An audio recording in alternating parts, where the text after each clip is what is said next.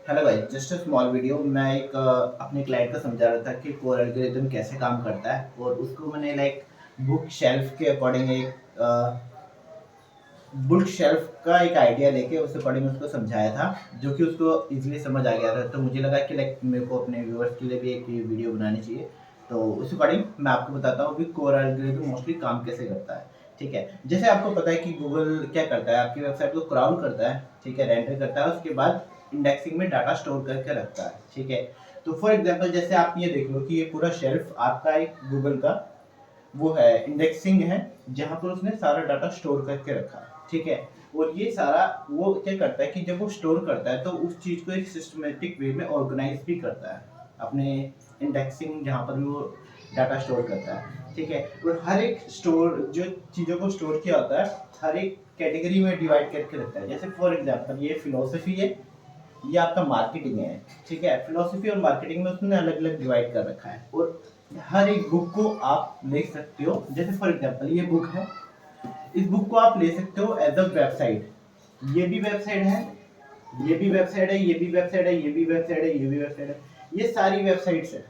ठीक है, एंड इस वेबसाइट्स के अंदर जो भी इंडेक्स होता है कि इसके अंदर कौन से चैप्टर कवर होने वाले हैं, कौन सी चीज है कौन सी नहीं है, ठीक है, वो सारे आपकी वेबसाइट के पेजेस हो गए, आपकी वेबसाइट के कंटेंट हो गया, जो भी उसके अंदर पड़ा हुआ है वो सारा इसके अंदर है। जैसे फॉर एग्जाम्पल एक ये वेबसाइट है, इसके अंदर क्या कर रखा होगा गूगल ने, हर एक पेज को हायरार्की में रखा होगा, ताकि इस बुक को जब भी वो सर्व पे रिजल्ट शो करना चाहे तो इजीली वो डाटा को स्कैन कर सके, इजीली रीड कर सके और उस वेबसाइट के बारे में समझ सके।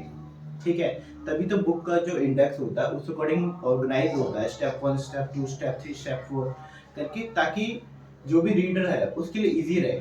सेम थिंग सर्च इंजन भी हर एक अपने इंडेक्सिंग डाटा को ऑर्गेनाइज करके रखता है सिस्टमेटिक वे में, ताकि इन फ्यूचर जब भी कोई क्वेरी सर्च करे उसके बेस पे आंसर दे।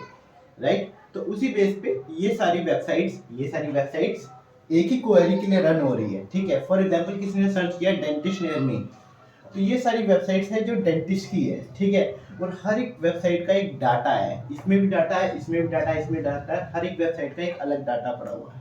ठीक है, अब क्या होता है जब भी कोर एल्गोरिदम आता है, ठीक है, अब जैसे अभी मार्च का कोर एल्गोरिदम चल रहा है, तो सर्च इंजन क्या करता है, ये सारी शेल्फ को हटा देता है यहाँ से, कि ये उसने ऑर्गेनाइज वे में कर रखा था कि ये मान लो पहली रैंकिंग है, पहली ranking, second, third, fourth, fifth, six, seven, eight, nine, 10।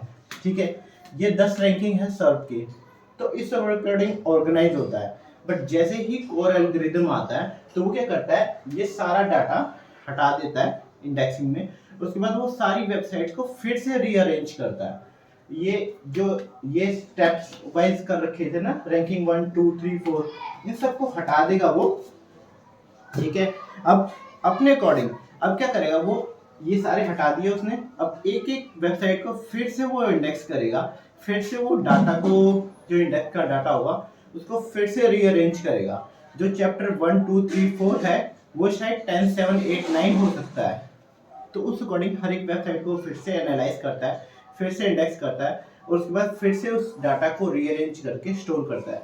तभी क्या होता है, हर एक वेबसाइट का जब भी आपका कोर एल्गोरिथम आ रहा होता है, फ्लक्चुएशन इतनी ज़्यादा क्यों होती है, इसीलिए होती है क्योंकि वो डाटा पूरा ऊपर से नीचे जा रहा होता है, तो इस करके ये बहुत ज़्यादा पंगा क्रिएट हो जाता है।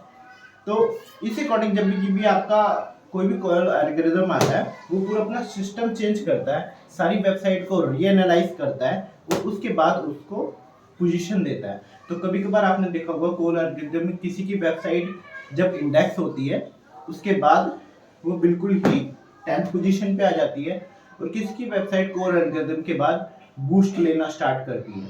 क्यों लेती है, क्योंकि उसने जो इंडेक्सिंग का डाटा है उसको रीअरेंज किया है, आपकी सारी वेबसाइट को फिर से उसने रीड किया है, और जो भी इंडेक्सिंग का डाटा है अपने जहाँ पर वो स्टोर करता है उसको रीऑर्गेनाइज किया है, ताकि कोई भी क्वेरी सर्च कर रहा हो, डेंटिस्ट नियर मी या डेंटल क्लिनिक बड़ा बड़ा बड़ा बड़ा जो भी चीज़ है, ठीक है, जो भी क्वेरी सर्च की जाती है उसके बेस पे अब वो इन सारे डाटा को एनालाइज करेगा कि कौन है जो इस क्वेरी का आंसर दे सकता है, तो उसको वो टॉप पे लेके आएगा।